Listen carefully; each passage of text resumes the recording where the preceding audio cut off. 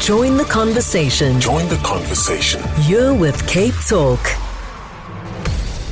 It's time for Legal Talk, and a pleasure to welcome back our guest, Nicolene Schoeman-Louw, who is an attorney with more than 20 years' experience, Managing Director of SchoemanLaw Incorporated. I've asked her to chat to us about prescribed debt today. And the reason is this: I was hosting a book launch a couple of weeks ago with an author who was writing about financial education. And listening to the questions that were coming out of the room at the end of that launch, it was very obvious to me that there's a lot of misinformation out there, and a lot of people have misunderstood the concept of prescribed debt or are clinging to completely incorrect beliefs about what it is and in what context it applies. So I thought, you know what, if there was a need in that room, there's probably a need more broadly. So let's set up a segment where we can eliminate some of the untruths, answer questions you might have, and hopefully walk away from this conversation with a much clearer understanding of the concept.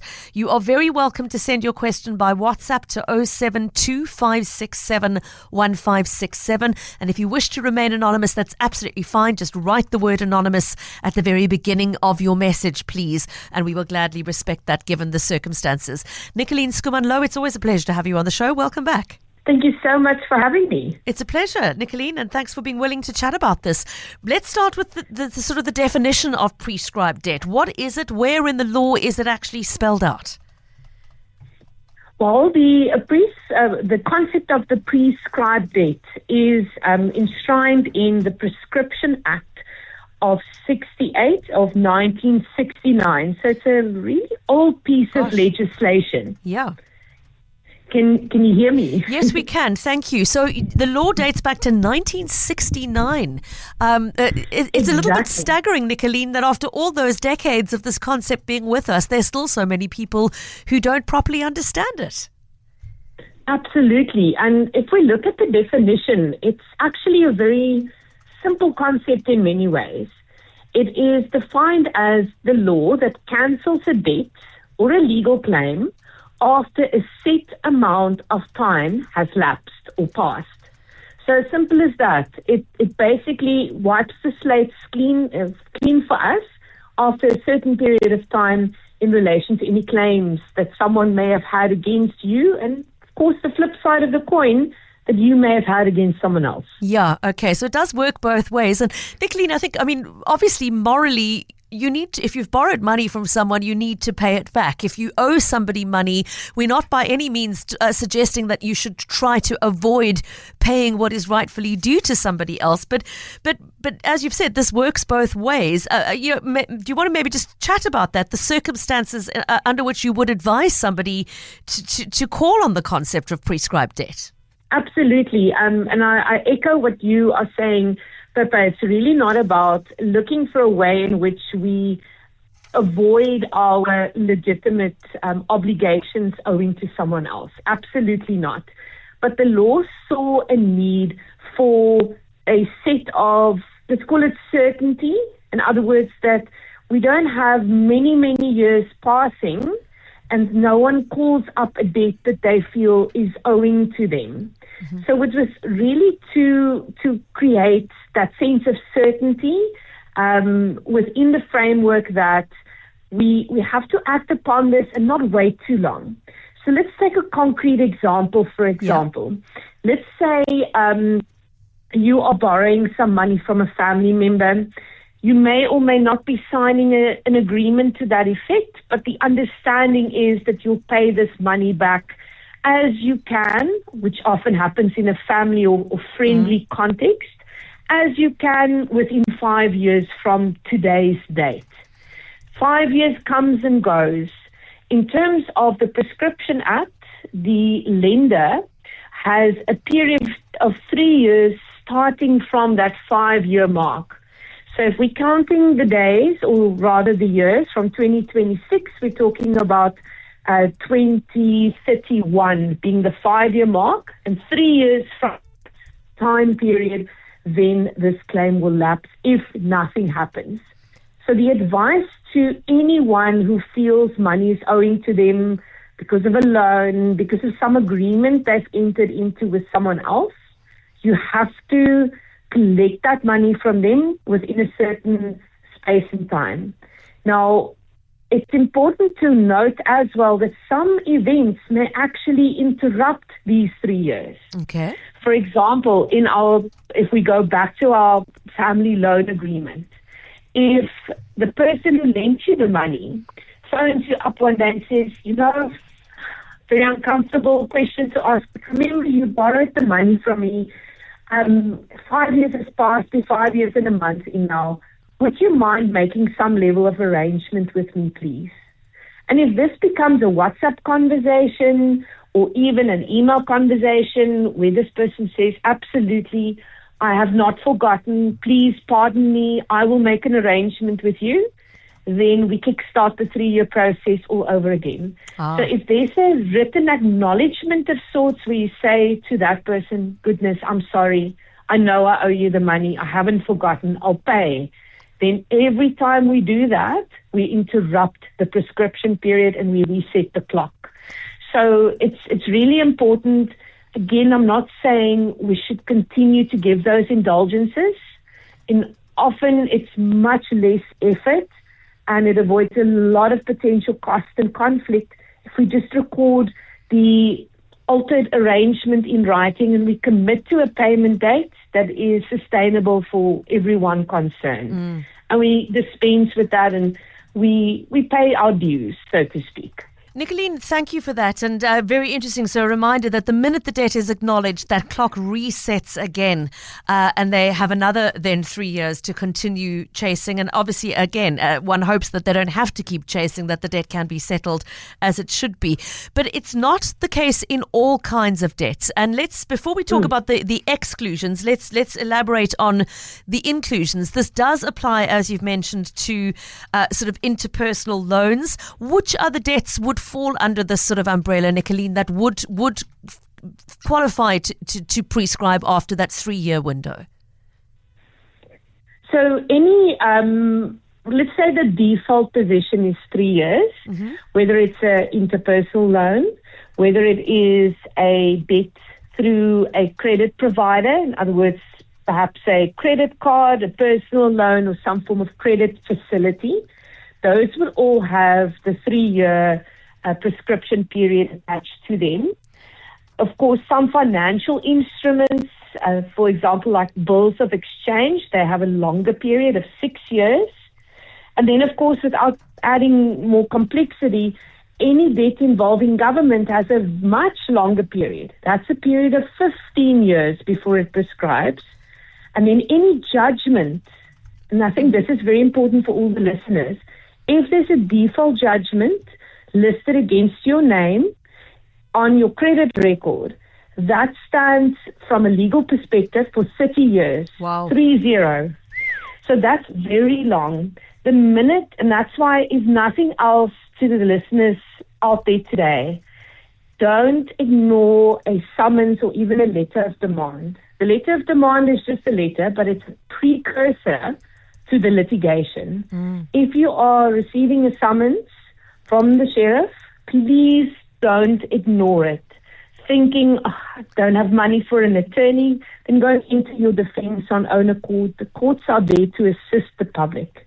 If you just leave it and that becomes a default judgment, it's a huge problem because it stands for 30 years and it then gets added to our credit records, and any creditor who you want to approach for any form of credit or even an employer may then see that on your credit record.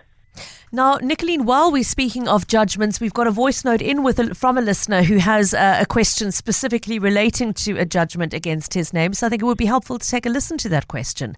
Obi, can we listen to that voice note, please? Good day, Pippa. I hope you are well and blessed. I believe you're going to have a person on your station, on your talk show, regarding prescribed debt. I just want to check with you, if a person had a judgment like in 2021 and the judgment is now cleared after 5 years, it's now no longer on the credit bureau's system, is that also considered now as prescribed because the institution did not attempt to address the the outstanding debt. So will that also count as a prescribed debt? That is my question. Thanks so much, Pippa. Thank you, Abram, for that message. Would you like to respond, Nicolene? Thank you so much. And I think the listener's experience is one that is shared by so many different people. So I think it's a really good question, and thank you so much for the bravery in posing that. There's a subtle but important difference between a listing that we call in old school language, we used to call it the blacklist, where you had an adverse listing on your credit record. These days we refer to it as a default listing or a judgment listing. Now, that is simply an administrative action that our credit bureaus take in order to keep a record of credit scoring and so forth. And the listener is quite right. If you are late on a payment, then the credit provider is well within their rights to list you as a bad payer. That is a listing that sits on your credit record. It stays there for 2 years until it's removed by the credit provider or by liaison with them between the consumer and credit provider. If there's a judgment, it is listed for 5 years, but the judgment stands for 30 before it prescribes. So unfortunately for the listener, if the institution hasn't called up the dates, you have one of two choices. Either not to address it at all, which I would not recommend, or to procure the services of an attorney and to uplift the file at court to see how the judgment was procured, what it's about, and if there's any form of mistake being made in the process, or if there was a mistake made in the process of procuring a judgment, you can actually rescind that judgment, and that would then also clear the credit record. But effectively, once there's a judgment, there's a dual process in order to remedy one's credit record. Okay. Good luck to you, Abram. Thank you for asking the question. Now, Nicolene, a couple of people asking questions which I know are exceptions that are not covered by the sort of the standard 3 years that you've spoken about. Let's start with Jenny's question. Is there any prescription on TV license debt, she asks? And a similar question from where is that listener that came in? Oh, so it was Alec on the email who says the SABC continues to hound me for payment of an annual TV license. Even though I've advised them in writing multiple times that I sold my TV 7 years ago. Surely this debt has prescribed more than twice over, he asks. Where do TV license fall here, Nicolene? So technically, if we look at the definition of a state organ, it's very broad under the Prescription Act. And in many instances, government-affiliated institutions such as the SABC would fall under that definition of 15 years.